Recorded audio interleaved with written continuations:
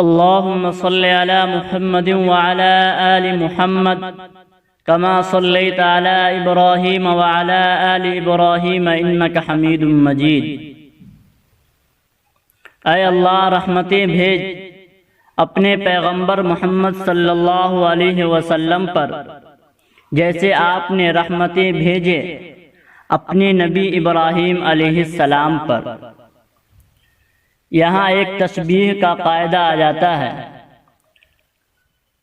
तशबीह का कायदा और ज़ाब्ता यह है कि मुशब्बह बिही मुशब्बह से अफजल होता है, और इसके अंदर आप सल्लल्लाहु अलैहि वसल्लम मुशब्बह है और हज़रत इब्राहीम अलैहिस्सलाम मुशब्बह बिही है।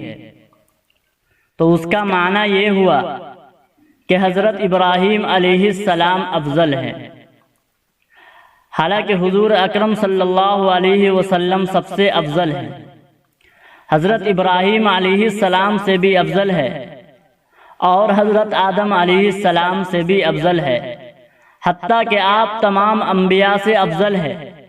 आप सल्लल्लाहु अलैहि वसल्लम ने इरशाद फरमाया, क़यामत के दिन अब्बा आदम भी मेरे परचम के नीचे होंगे और हज़रत इब्राहीम भी मेरे परचम के नीचे होंगे।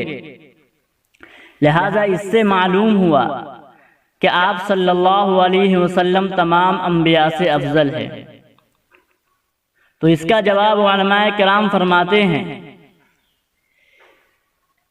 कि सबसे आसान बात और बड़ी बात यह है, यहाँ तशबीह सिर्फ सलात के अंदर है, तमाम औसाफ के अंदर तशबीह मुराद नहीं।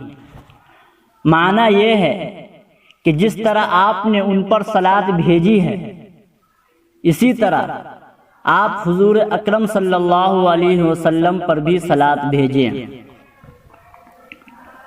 और बाज़ उलमा फरमाते हैं कि यहाँ काफ तशबीह के लिए इस्तेमाल नहीं हुआ है, बल्कि काफ तालील के लिए इस्तेमाल हुआ, यानी इल्लत के लिए। ऐ अल्लाह, आप हुजूर सल्लल्लाहु अलैहि वसल्लम पर वैसी रहमत भेजें जिस तरह आपने हज़रत इब्राहीम अलैहिस्सलाम पर रहमत भेजी।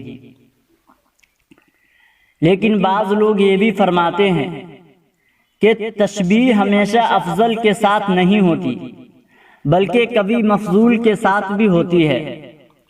मसलन अल्लाह तबारक व तआला ने कुरान करीम में इरशाद फरमाया, मसलु नूरिही कमिश्कातिन फीहा मिस्बाह।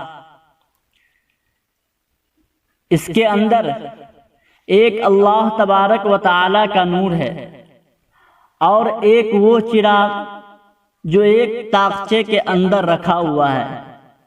लिहाजा उसका अल्लाह के नूर के साथ तक कोई मुकाबला हो ही नहीं सकता।